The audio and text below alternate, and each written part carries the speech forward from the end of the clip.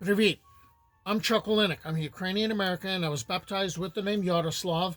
In the Society for Creative Anachronism, I'm known as Yaroslav the Persistent.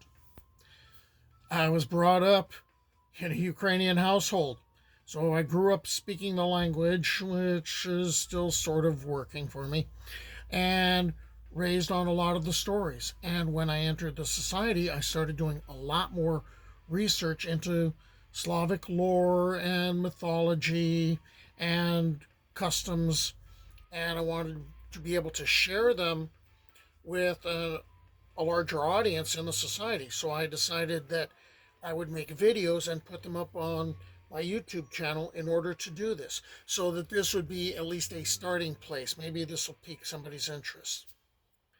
So I have done so far 91 videos that are basically society oriented that I call Tales of the Borderland. And I thought I would share another one on a skazka, a story.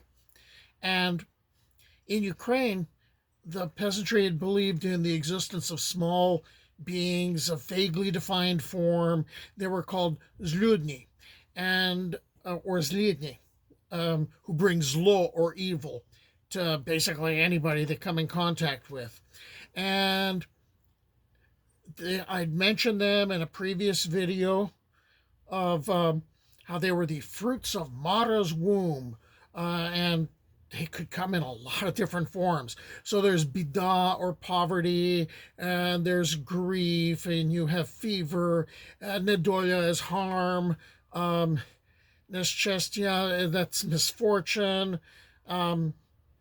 nujda, that's need, which probably fits with poverty, primka's caprice. And I think this particular skazka is really about one of those Zluidni, whose name is Woe.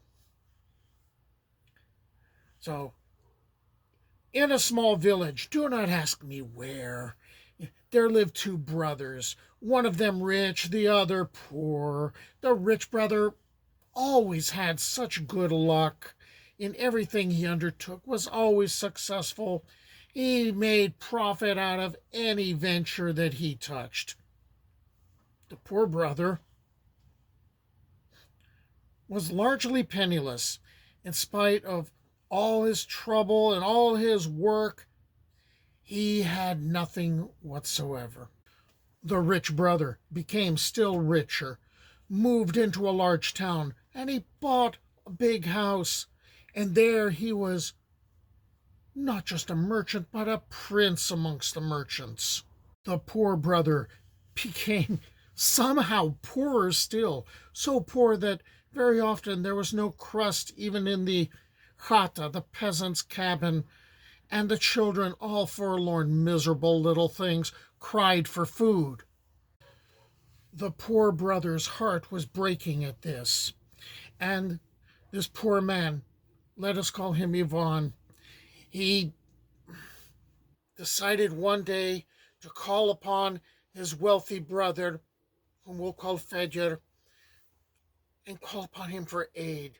He went and said, "Be good, brother. Help me, for I am almost without strength. My wife and children are without bread. They have to go whole days without eating. Help your brother." "Why not?" answered Fedor, the rich brother. "We can do such things as that. There is wealth enough, but look here, there's also plenty of work to be done. Stay around the house for a while and work for me." "Very well," consented poor Ivan, and at once began to work. Now he was cleaning the big yard, now grooming horses, now bringing water from the well, now splitting wood. 1 week passed, 2 more weeks passed. His brother was treating him like a holop, a serf, a slave. But at the end of this time, the rich brother gave Ivan 25 vekshi. These were the smallest coins that Kiev had. He also gave him a loaf of black rye bread. Many thanks, brother.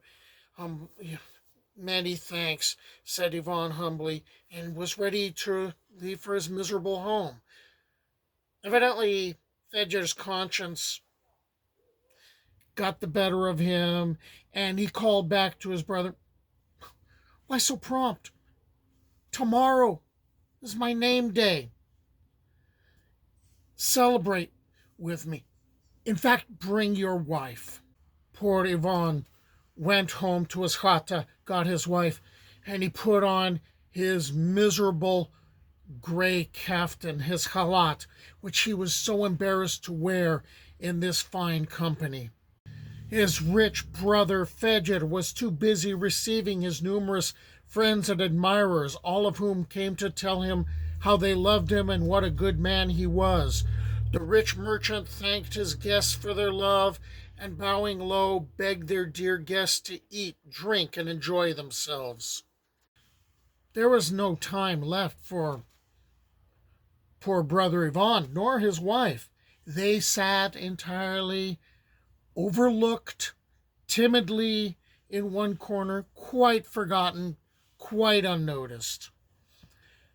They had nothing to eat, nothing to drink at this fine feast.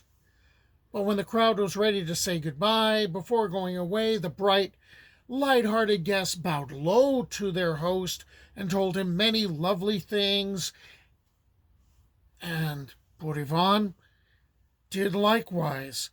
He bowed even lower and expressed more thanks than they. And the guests went on their way, riding home. And now Ivan and his wife again bowed low to Fedor and left the house. The poor couple, hungry and sad, walked along in silence. The idea came to Ivan, what if I tried to sing a cheerful song, just like those gaily dressed guests had? The people would think that I too had a good time at my brother's house, and I'm going home happy, just like them. And the good fellow began his song and almost fainted dead away, for he heard quite distinctly someone behind his back keeping time with him in a shrill voice. He stopped. The voice stopped. He sang. The voice sang too. "Who's there? Come out at once!" shouted poor Ivan, beside himself with terror. Ha! The monster appeared, lank and yellow, almost a skeleton covered with rags. The poor fellow was afraid, as was his wife, who remained speechless. Ivan had the courage to make the sign of the cross and ask, "Who art thou?" "I? I am bitter Woe. I am one of the Russian heroes. Woe Bogatir. I pity all weak people. I pity thee too, and want to help thee along." He certainly was unlike any hero from any Belina that poor Ivan or anyone else in all of Russian lands knew of. He was not a mighty Bogatir who could topple the enemies of Prince Volodymyr Brightson. He was this horrible skeletal creature. Ivan, seeing no other choices, bowed to his fate. Said, "Yes, let us travel together, Woe Bogatir. You will be my friend." And at this, Woe Bogatir said, "Let us ride." "What are we going to ride?" "I'm not worried about what you are going to ride. I am going to ride you." And Woe climbed upon Ivan's back and held him so tightly that Ivan had difficulty breathing. He tried to shrug the horrid creature off, but he could make no headway. And his wife was too frightened to even touch this creature. And so they traveled on their way, and the whole time, even though Ivan could hardly walk, Woe was singing, whistling, switching him all the time. "Why so sad, master?" Woe would ask when the poor man sighed. "Listen to me. I want to teach thee a song, my beloved little song. I am Woe the brave. I am Woe the bold.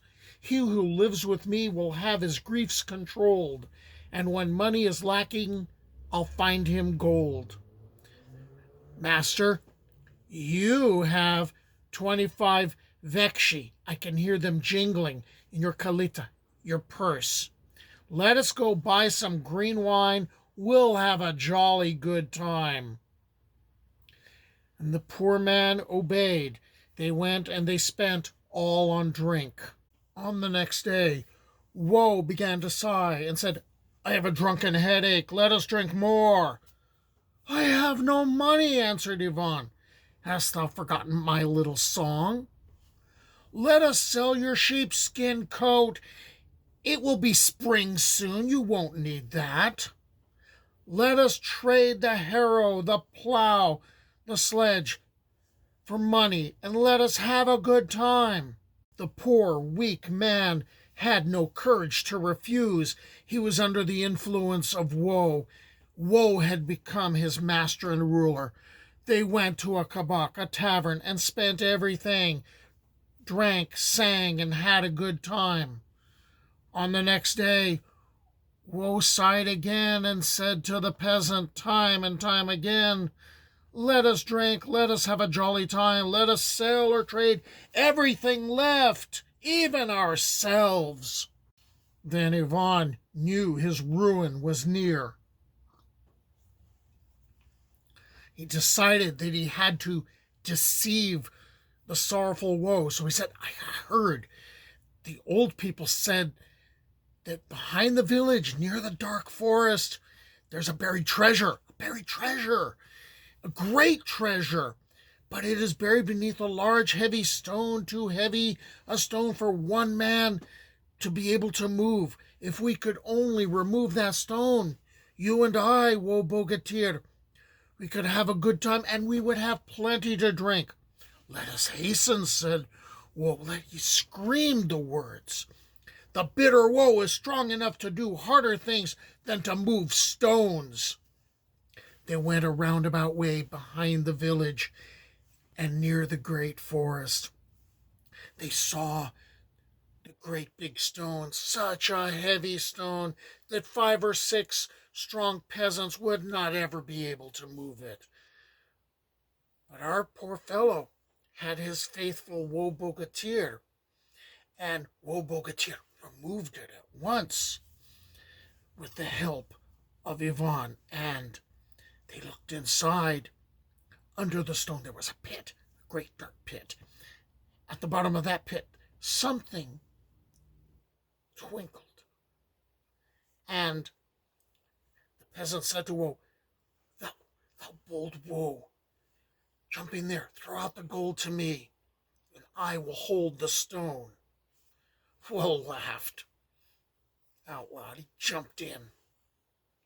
"I declare, master, there is no end to gold in here. There are 20 and more pots filled with it." "Well, quickly, hand them to me."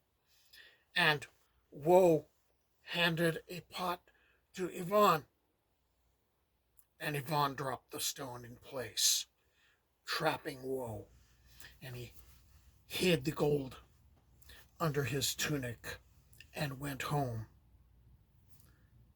Sometime later, he bragged to his brother Fedor.